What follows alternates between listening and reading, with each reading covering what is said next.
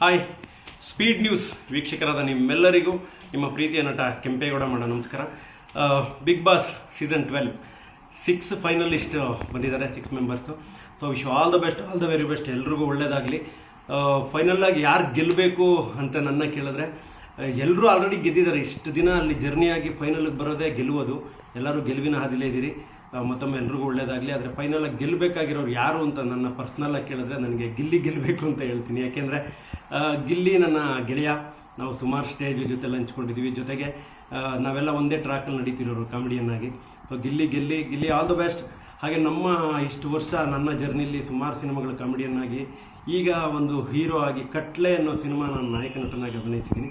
ಇದೇ ಫೆಬ್ರವರಿ 6 ನಮ್ಮ cinema ಕಟ್ಲೆ release ಆಗ್ತಾ ಇದೆ.